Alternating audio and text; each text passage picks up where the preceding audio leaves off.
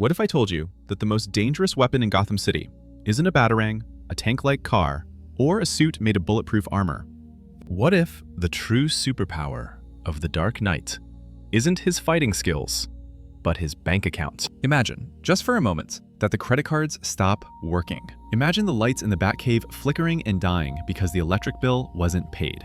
Imagine the Batmobile running out of fuel, with no money to fill the tank. Today, we are stripping away the billions. We are taking away the mansion, the butler, and the technology. We are asking the ultimate question.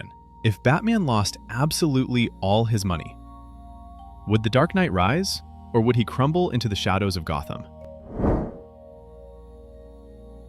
This is the story of a bankrupt Batman. And trust me, it's darker and more violent than you think. To understand what Batman loses, we first have to understand what he actually has. Bruce Wayne isn't just rich, he is super rich.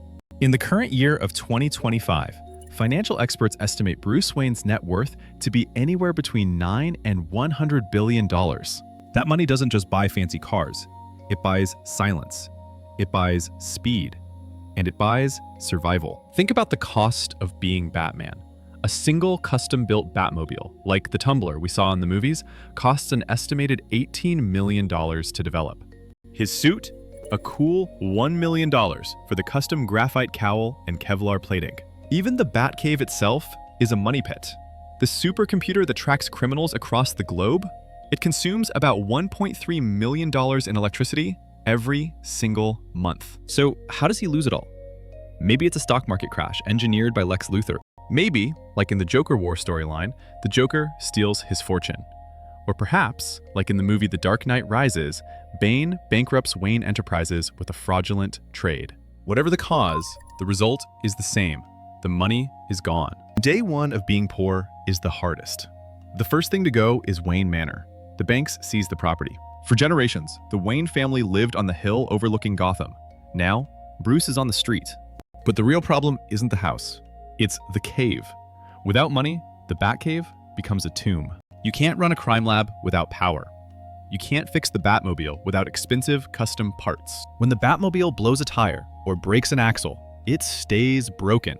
There is no mechanic to call. There is no spare part coming from a secret military division. The Batmobile is abandoned. The Batwing is grounded.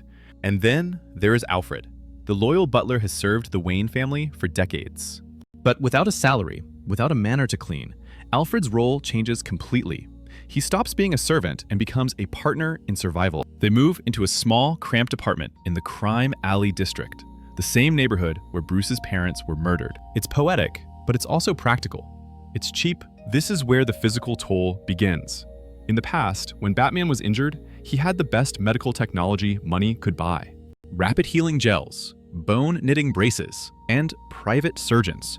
Now, he has a first aid kit from the drugstore and a bottle of cheap whiskey to dull the pain.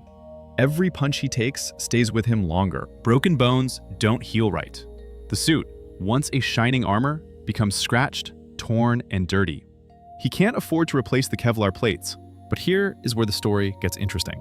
Because when you strip away the technology, you are left with the man. Without his gadgets, Batman's fighting style changes instantly. He can no longer glide from rooftops because his cape is torn. He can't use grapple guns to zip up buildings because he has no gas cartridges left. He becomes a ground-level fighter, a brawler.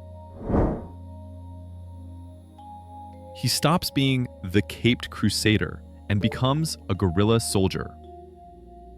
We actually saw a glimpse of this in the 2024 and 2025 comic run called Absolute Batman. In that timeline, Bruce Wayne is a working-class civil engineer. He doesn't have billions. Do you know what he uses?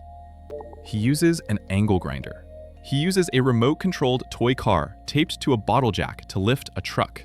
He uses his brain. A poor Batman is actually scarier than a rich one. A rich Batman has rules. He has a public image to protect. He has to go to board meetings in the morning. A poor Batman has nothing but the mission. He sleeps for 3 hours, eats cheap canned food, and spends 20 hours a day hunting criminals. He becomes leaner, meaner, and more desperate. Now, let's look at the villains. How does Gotham's criminal underworld react? At first, they would celebrate. The Penguin, who is obsessed with wealth and status, would laugh. He would mock Bruce Wayne. "Look at the Prince of Gotham," he would say. "He's a beggar now." But that laughter would stop very quickly because they would realize something terrifying. They can't track him anymore. When Batman had the Batmobile, he left a digital footprint. He relied on satellites and networks that could be hacked. A poor Batman? He's a ghost. He moves through the sewers. He walks the streets. He listens to gossip in homeless shelters. He becomes invisible. The Joker, however, would be the most disappointed. The Joker loves the contrast. He loves the idea of the chaotic clown fighting the orderly, wealthy knight. If Batman is just a broke guy in a dirty suit fighting in an alley, the joke isn't funny anymore. It's just sad.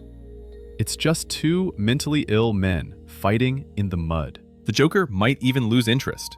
Or, in a twisted way, he might try to give Batman money just to get the game back on track. But Bruce Wayne has to eat.